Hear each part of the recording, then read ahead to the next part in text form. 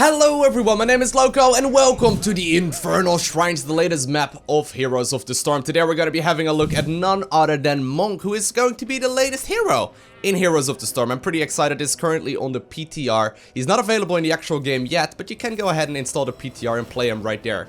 Now this hero is very interesting, and we're obviously in this video going to go over the hero, as well as the map, as well as like a bunch of the talents and the general gameplay and whatnot when playing this guy. It's pretty amazing. Definitely would recommend watching this, because it's going to be really fun.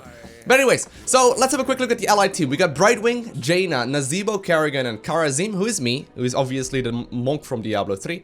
And then we also have the Butcher on the opposing team, Sylvanas, ETC, Abathur, and Kharazim. Now Kharazim's first talent basically determines how you are going to build him in the game. So as you can see, I can go for Transcendence, which makes my basic attacks heal. I can go for bonus damage that gives me extra damage, which I think is something we're gonna need in this composition.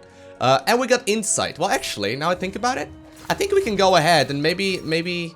No, let's go damage. Let's go damage. I want to go damage. I haven't actually tried that yet. I have been able to play this guy last week for a little while over at Gamescom, which is where he actually got announced as well, which is the same for this map. Now, before we go over the map objectives, I want to quickly mention the abilities that I got. So first off, I got Radiant Dash, and excuse me if I have to mouse over, because I don't know all the names by heart yet. Radiant Dash basically dashes towards a target. I can use it on allies as well. I can use it to basically dash forward. It has 2 charges, as you can see right there. And it basically does a lot of damage. Then we got my E ability. E ability I can activate, and as you can see, as soon as I enter combat with it, I can actually maybe even pick her off. That would be pretty good. Good job. As soon as I activate my E ability and I go into combat, you will see that I start dashing and like hitting much faster than I usually do on a relatively low cooldown, and you can actually activate it before combat as well. And then we got my W ability. My W ability is an AoE heal that also heals myself. So basically the first talent determines whether or not you're gonna be a healer, whether or not you're gonna be a caster, or whether or not you're gonna be a damage dealer. And in this case, I'm opting to go for a little bit more damage rather than something else. Now on this map, we have shrines, and the shrines will activate one at a time, and these little guys will start spawning. And basically what happens is we need to kill these things very quickly. I'm gonna go with the protective shield right here, because I think that's gonna be very useful. Sort of like mixing between a healer and a damage dealer right now. We basically need to kill these things. Now I do have to watch out here. If we can deal damage, that would be nice. And I'm actually gonna chase him down, because I will be able to. Oh, come on, there we go, I was gonna say. But basically after a little while, these things activate. And we can use it to start dishing out a lot of damage. And once we gather 30 of these skull type things, which you get after killing these little minions, you will get a massive, like, I think it's called an Infernal or whatever for your team. Which basically allow you to start pushing forward. So we got 23 of them right now. This is looking very nice. I am running out of mana because I didn't pick that first Insight talent right there. But since we are now capturing the one, we will get 1 of 3 of those big ass guys, and they will start pushing in a lane. Now there's a couple different versions of it. In this specific one, it looks like it's the jump guy with the mortar, I think it is.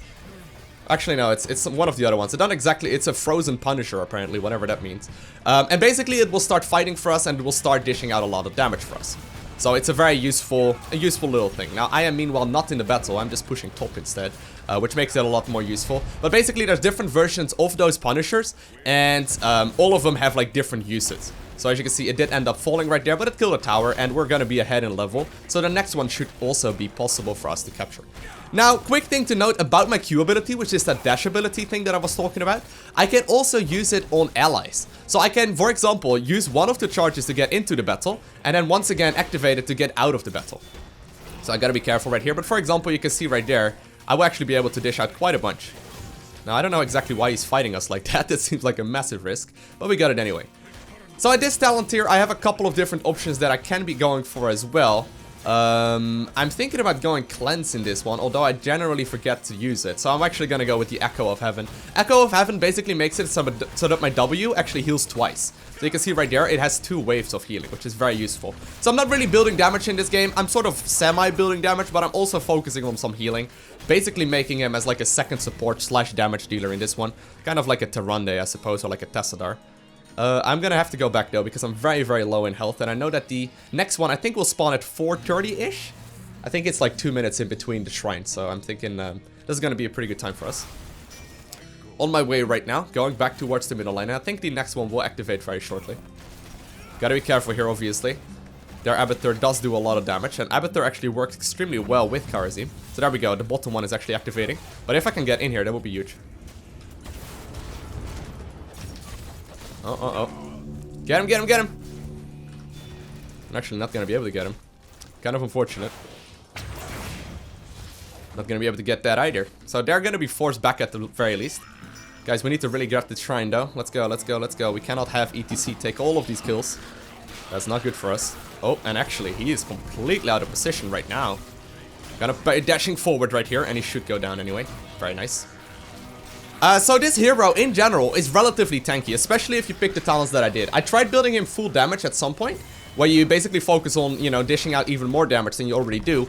But you just start becoming extremely flimsy, and I think it's a little better, smarter to do it this way. So this time around, we got a different one. It's an Arcane Punisher, which is going to the bottom lane, so I'll just go there as well.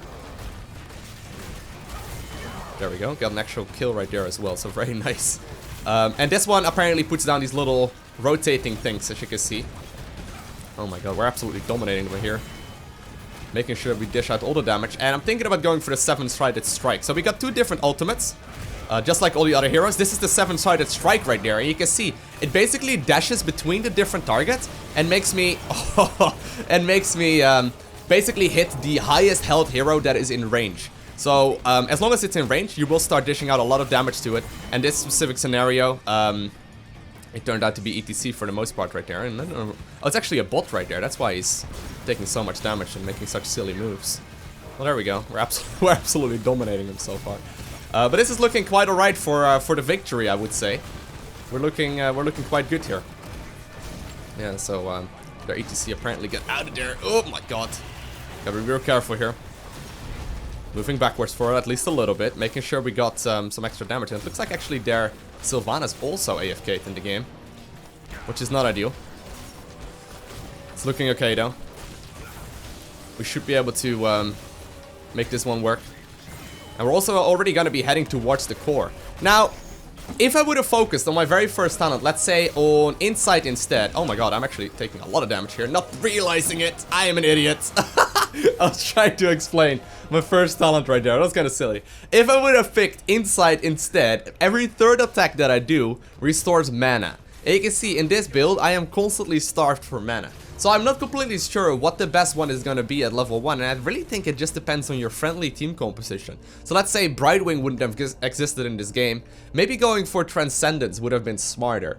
But maybe, now I think about it, now that I'm not actually going that hard into damage, you can see I'm not really dishing out a ton of damage. I mean, it's still similar to Jaina, I suppose, but I can go for Insight as well, which would have given me a lot more mana to be playing with. So there's a couple of different options that we can be going for. Protective Shield, obviously, always very useful for that extra little bit of shielding.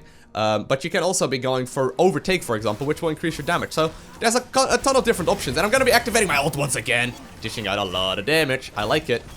Now, let's say there's like a group of heroes around me when I activate the dashing, or the 7-sided strike rather. It will start hitting different heroes, but look who we found here. Get him, get him, get him, get him, get him. Dang it, didn't quite get him. We're gonna be going here with the Fist of Fury, basically making my E ability a little bit more powerful and like severely increasing the damage that we deal with it. Very, very nice. And actually, they're over there right now.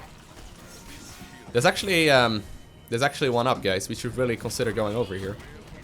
I mean, I don't really want to go in here by myself, but we're so far ahead right now. They don't even have their ult yet, so I think we're fine.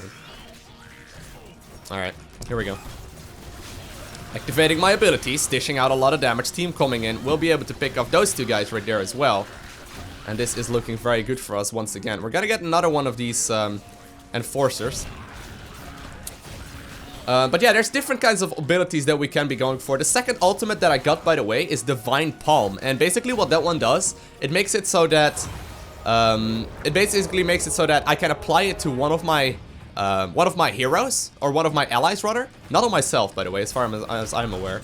But when I apply it, it will basically make it so that if they take lethal damage for a little while, or you know, they take lethal damage within like 3 seconds, I believe, they will instead heal up like a significant chunk. So it's gonna be a very, like, I tried using it a couple times, but it's a very difficult ability to land. And for the most part, it looks like you're gonna be better off with one of the, you know, with the 7-sided strike. I mean, it's a lot easier to use, and obviously it still does a lot. So this time around, we also got a Punisher that instead focuses on, oh, nice, that instead focuses on mortars. So you can see it starts throwing these mortars forward, and you will have to play, you know, accordingly to what we got going on.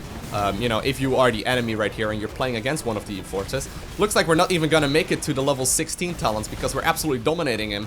And I think this is going to be game right here already. So I will definitely be uploading a guide, like a build guide for this hero in the next upcoming days once I figure out a little bit more about him. And I likely won't actually be playing him until the game, you know, or once the hero actually comes out next week, I think it is, on the actual server. But if you are interested in that, make sure you subscribe down below.